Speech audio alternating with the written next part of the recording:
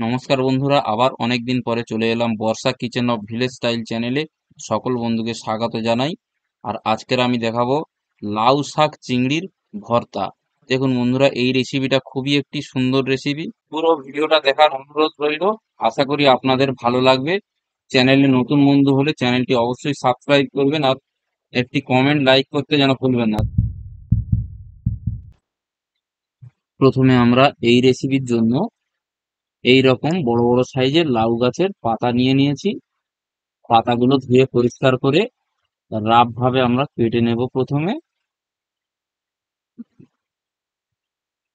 এইভাবে রাফ করে কেটে নিই।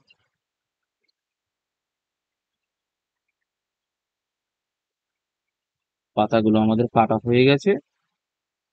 এবারে আমরা দুটো পেঁয়াজ নিয়ে ভালো করে খোসা ছাড়িয়ে রাফ ভাবে কেটে নেব।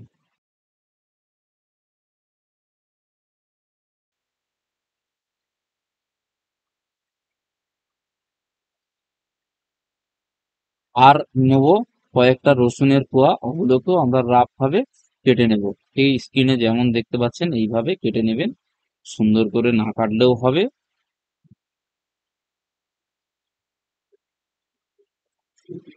আর কয়েকটা চিংড়ি মাছ ভালো করে খোসা ছাড়িয়ে লবণ ও হলুদ মাখিয়ে ম্যারিনেট করে রেখে দেব কিছুক্ষণের জন্য।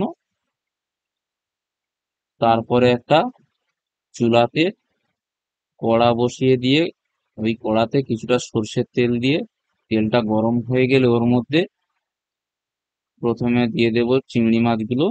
চিংড়ি মাছগুলো খুব বেশি ভাজার দরকার নেই, একটু হালকা করে ভেজে নিলেই হবে।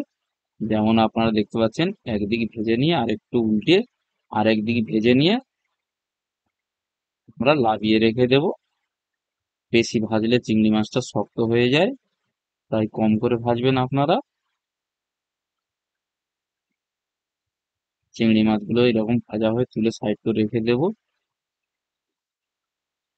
ওই কড়াইতে আমরা আরেকটু সরষের তেল দিয়ে ওর মধ্যে দুটো কি তিনটে চারটে যে যেমন ঝাল খাবে সেই অনুপাতে শুকনো লঙ্কা দিয়ে লঙ্কাগুলোকে একটু কালো কালো করে ভেজে নেব।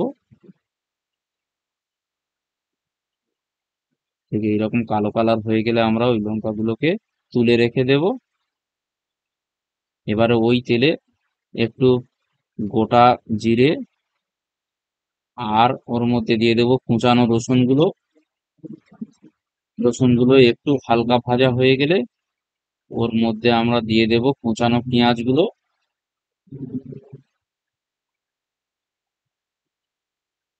একটু কুচিয়ে রেখেছিলাম আগের থেকে, তো পেঁয়াজগুলো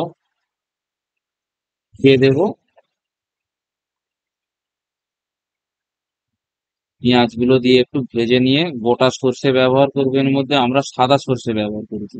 আপনারা চাইলে কালো সর্ষেও দিতে পারেন, কিন্তু কালো সর্ষে দিলে একটু তিতো ভাব এসে যায়, তো তাই সাদা সর্ষে ব্যবহার করলাম। সমস্ত উপকরণগুলি ভেজে একটা জায়গাতে তুলে রেখে দিলাম। ওই কড়ার মধ্যে আবার একটু সর্ষের তেল দিয়ে তারপরে যে কুচানো পাতাগুলো ছিল ওইগুলো দিয়ে দেব। সমস্ত পাতাগুলো দেওয়া হয়ে গেলে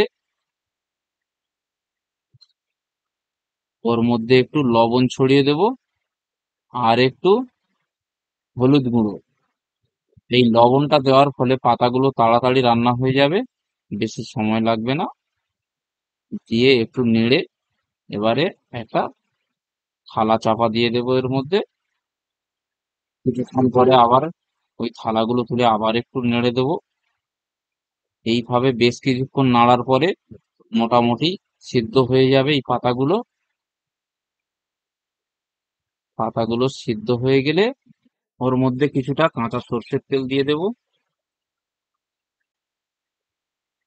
ওর মধ্যে আমরা এখন দিয়ে দিচ্ছি যে ভেজে রাখা পেঁয়াজ রসুন সর্ষে জিরের যে আর শুকনো লঙ্কা ভাজাটা। এই সমস্ত উপকরণ ভালো করে নেড়ে নেড়ে মোটামুটি যতটা পারবেন শুকনো করে দেবেন, কারণ শুকনো শুকনো হলে খেতে অনেক ভালো লাগে। ঠিক যেরকম ভাবে দেখছেন এইরকম পুরো শুকনো শুকনো করে ভাজবেন। ভেজে সমস্ত উপকরণগুলি একটা জায়গাতে তুলে নিয়ে ওটাকে ভালো করে শিলে পেস্ট করে নিলেই হয়ে যাবে পুরো আমাদের এই রেসিপিটা কমপ্লিট। আর আপনারা ভাতের সঙ্গে খাবেন গরম গরম, আশা করি খুব ভালো লাগবে। আর ভালো লাগলো কিনা কমেন্ট করতে যেন ভুলবেন না, আর লাইক শেয়ার অবশ্যই করবেন। চলুন বন্ধুরা, এখানেই শেষ হলো এই রেসিপি। আবার কখনো কোনো এক রেসিপি নিয়ে আপনাদের সামনে হাজির হব। নমস্কার, আবার দেখা হবে কখনই।